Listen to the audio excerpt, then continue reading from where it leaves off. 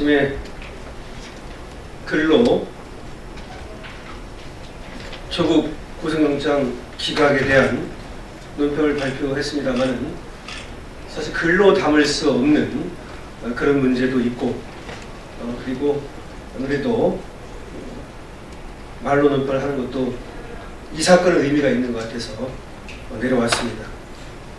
사실 법원의 판단을 두고는 저는 또 법조인이고 하기 때문에 사법부의 독립이라고 하는 절대 명제 앞에서 조심스러울 수밖에 없습니다. 법원의 판단은 비판의 대상은 될 수 있지만 비난의 대상이 되기는 쉽지 않은 것입니다. 그래서 저는 아쉬운 결정이라고 하는 말을 썼습니다. 최대한 법원의 판단에 사법부의 예의를 갖춰야 하기 때문입니다. 하지만 사법부가 또 지켜야 할 도는 사법의 엄정성입니다. 사법의 온정주의에 빠져 엄정성이라고 하는 가치를 잃는다면 사법부는 존경받을 위치를 상실합니다. 이번에 사실은 사법부가 그 엄정성을 유지했더라면 하는 심한 아쉬움이 있습니다. 그럼에도 불구하고 구속이란 혐의가 있다고 해서 반드시 시키는 것은 아닙니다. 주거 부정과 증거인멸의 염려와 재범의 우려와 이런 모든 것들을 물론 고려합니다.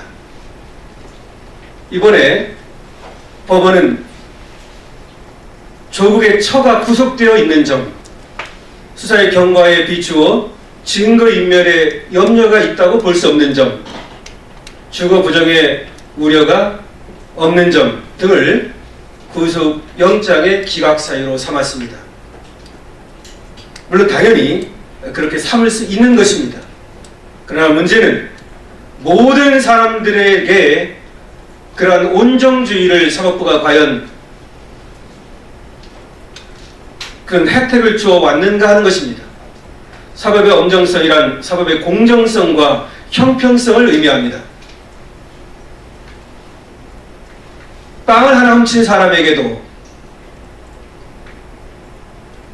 집에 어머니가 아파서 누워있는 사람에게도 똑같이 사법부가 그러한 시혜를 주었는가 하는 것입니다. 혹시 살아있는 권력은 무죄고 죽은 권력은 유죄인 것이 아닌가?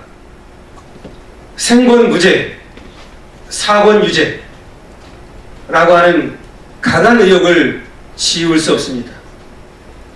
이와 관련해서 바른미래당의 논평을 발표하도록 하겠습니다.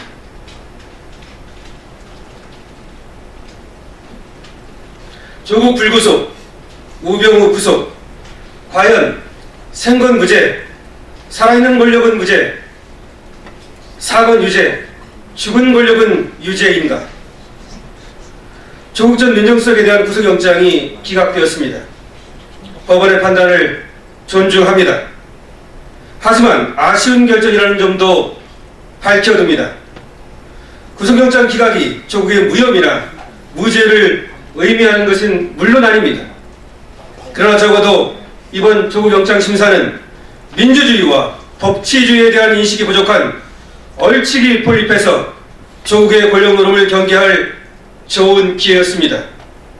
이번 구속영장 기각으로 편법과 탈법을 일삼으며 온갖 특혜를 누리면서도 우리 법은 아니라는 논리로 국민을 기만한 조국에게 법은 좌파도 우파도 아닌 정의파라고 하는 것을 인식시킬 수 있는 좋은 기회가 상실된 점은 특히 아쉽습니다. 이번에 영장이 발부되었다면 살아있는 권력을 직권남용죄로 구속했다는 점에서 대한민국 사법 역사에 한 획을 긋는 이정표가 되었을 것입니다. 조국은 이번 구속영장 기각이 죄가 없음을 의미하는 것이 아니라는 것을 명심하고 이제라도 유재수 감찰 무마의 진상과 우의선이 누구인지 명백히 밝히기 바랍니다. 그나마 그것이 국민이 준 권력을 사리사욕과 당리당략에 썼던 죄를 조금이나마 더는 길이 될 것입니다. 검찰은 이번 영장기각과 상관없이 향후 추가 수사를 통해 조국 외 유재수 감찰부마 사건 관련자들을 하나도 남김없이 법에 따라 의율하기 바랍니다. 조국의 또 다른 혐의인 일가 비리 의혹이나 울산시장 선거 대입 의혹에 대해서도 수사와 기소를 서둘러야 할 것입니다.